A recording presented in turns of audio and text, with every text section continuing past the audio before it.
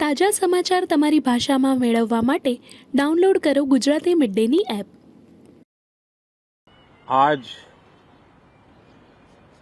Budget सत्र के प्रारंभ में मैं समृद्धि की देवी मां लक्ष्मी को प्रणाम करता हूं।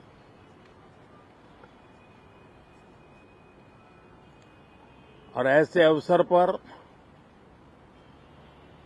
सदियों से हमारे यहां मां लक्ष्मी का पुण्य स्मरण किया जाता है।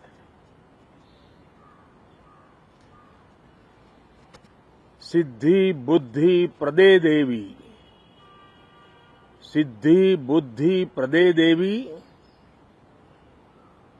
भुक्ति मुक्ति प्रदायिनी, भुक्ति मुक्ति प्रदायिनी,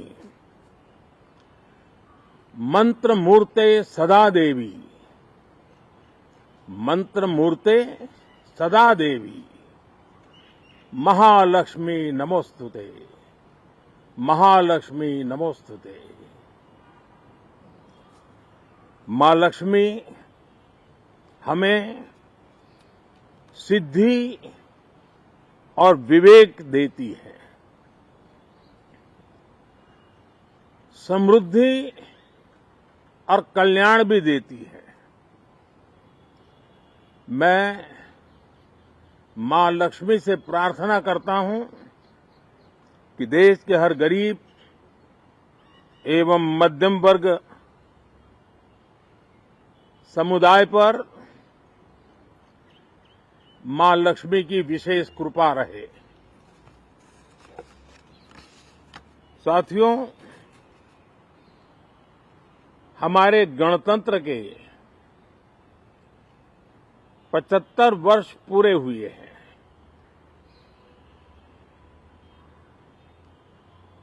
और ये हर देशवासी के लिए सर्वाधिक गौरवपूर्ण है और विश्व के लोकतांत्रिक जगत के लिए भी भारत का ये सामर्थ्य अपनी एक विशेष स्थान बनाता है। साथियों, ये देश की जनता ने मुझे तीसरी बार ये दायित्व दिया है और इस तीसरे कार्यकाल का ये पहला पूर्ण बजट है।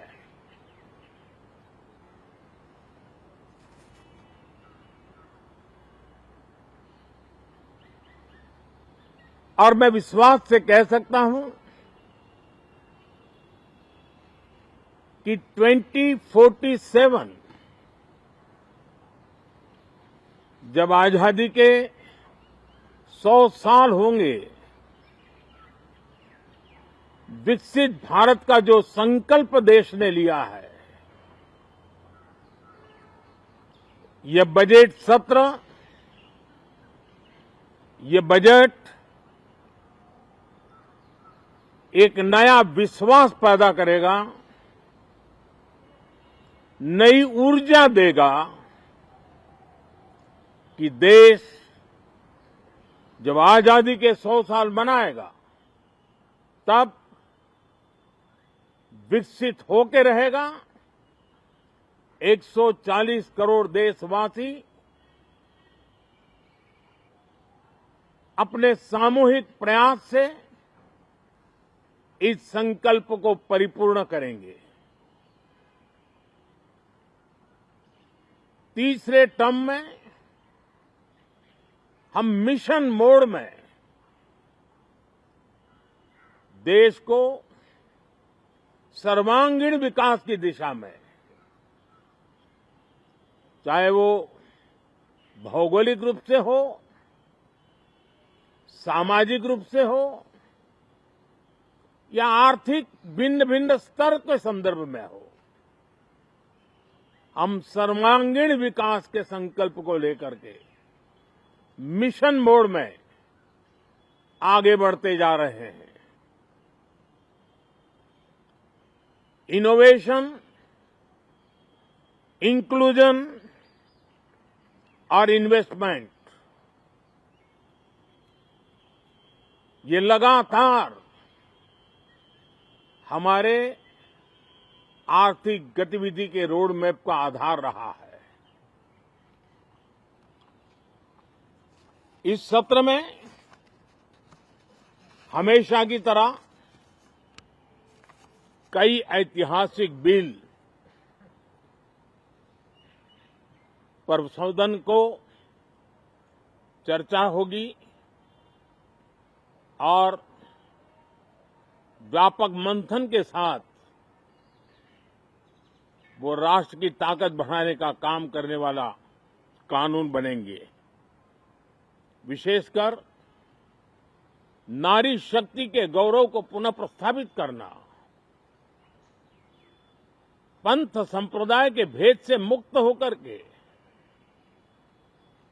हर नारी को सम्मानपूर्ण जीवन मिले, उसको भी समान अधिकार मिले, उस दिशा में इस सत्र में कई महत्वपूर्ण निर्णय लिए जाएंगे।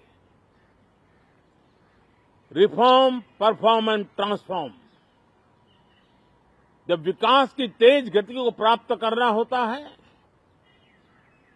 तो सबसे ज्यादा बल रिफॉर्म पर रहता है। राज्य और केंद्र सरकार ने मिलकर के परफॉर्म करना होता है और जन भागीदारी से हम ट्रांसफॉर्मेशन देख सकते हैं। हमारा युवा देश है, युवा शक्ति है और आज जो 20-25 साल की आयु के नौजवान हैं, जब वो 45-50 साल के होंगे तब वो विकसित भारत का सबसे बड़े बेनिफिशियरी होने वाले हैं। उम्र के उस पड़ाव पे होंगे, नीति निर्धारण की व्यवस्थाओं में उस जगह पे बैठे होंगे कि वे गर्व के साथ आजादी के बाद जो शताब्दी शुरू होगी, एक विकसित भारत के साथ आगे बढ़ेंगे। और इसलिए ये विकसित भारत के संकल्प की पूर्ति का प्रयास, ये अथाग मेहनत आज जो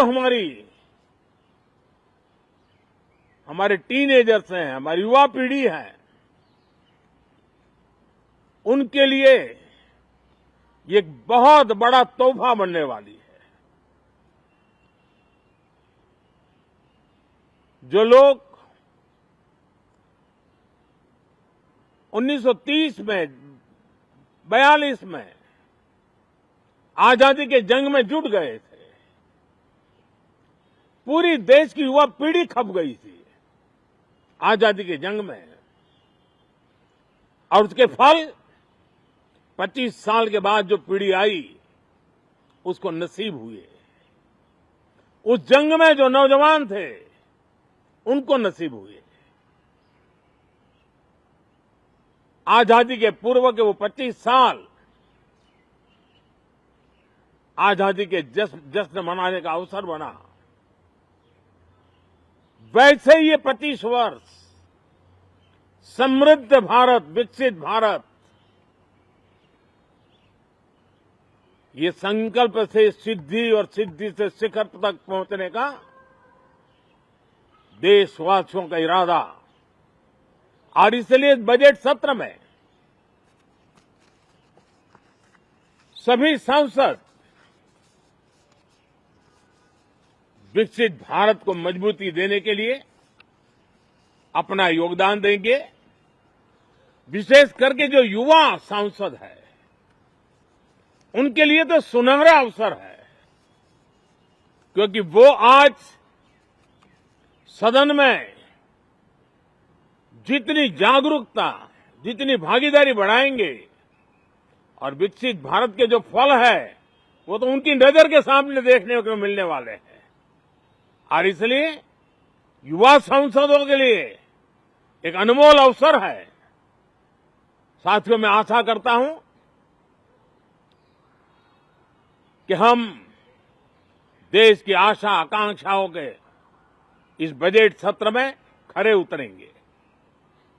साथियों, आज एक बात आपने जरूर नोट की होगी, मीडिया के लोगों ने तो जरूर करनी चाहिए। शायद 2014 से लेकर अब तक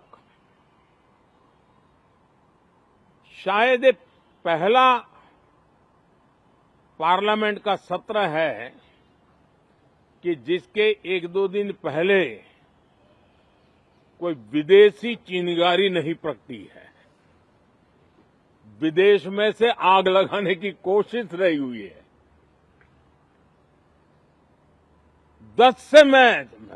10 साल से, यानी 14 से देख रहा हूं, हर सत्र के पहले शरारत करने के लिए लोग तैयार बैठते थे और यहां उसको हवा देने वालों की कोई कमी नहीं है। ये पहला सत्र मैं पिछले 10 साल के बाद देख रहा हूं कि जिसमें किसी भी विदेशी कोने से कोई चिंगारी नहीं हुई। साथियों, बहुत बहुत धन्यवाद। સબસ્ક્રાઇબ કરો Gujarati mid day. Bell icon પર ક્લિક કરીને મેળવો તમામ વિડીયોના ડાયરેક્ટ નોટિફિકેશન.